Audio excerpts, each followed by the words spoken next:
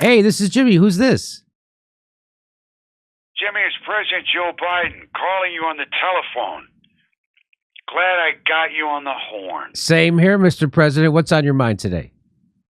What's on my mind? I'll tell you what's on my mind.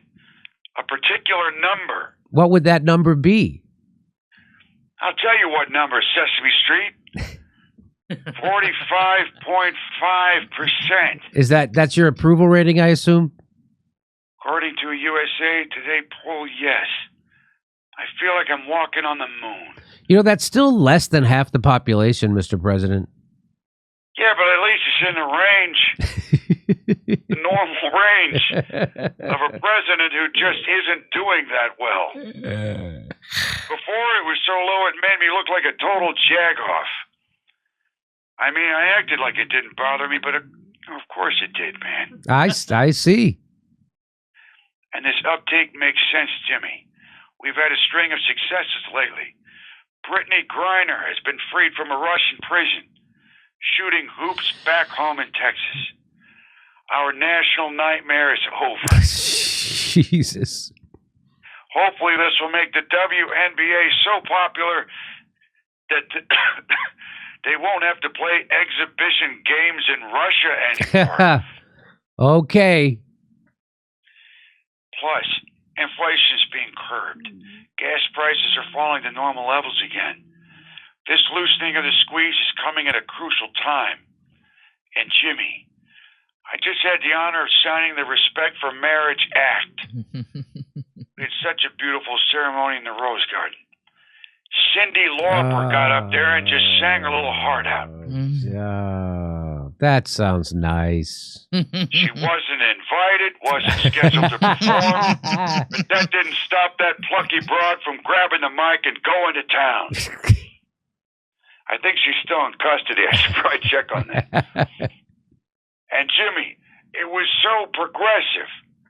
We had a drag queen there. A drag queen who does those kid shows. This person's in a gay marriage, I assume? No. Just an activist. And we could have gone with any activist, but we chose one who's one of these drag queen for kids type people. That's how much our finger is on the pulse. Red meat for the base, baby. Did they perform as well? Well, considering one of their songs is called Show Me Your Dick, which you can find on YouTube, we decided no. I mean, we're progressive, but we're not that progressive. I see.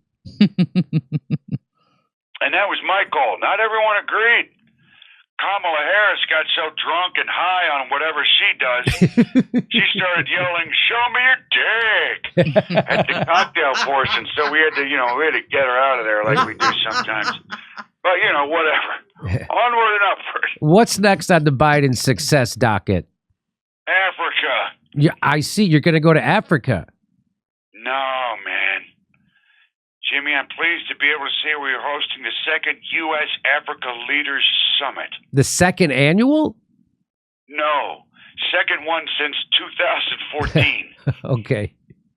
And I'm going to be honest with you. The U.S. hasn't done shit for Africa since. Kept none of the promises. So that will be an action item for the second summit. An autopsy of the failure of the first. Sounds productive.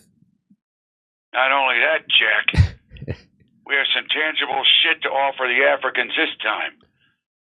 First of all, get this. $55 billion in aid to Africa over 3 years. Well, you're giving an entire continent less foreign aid than you've given the nation of Ukraine.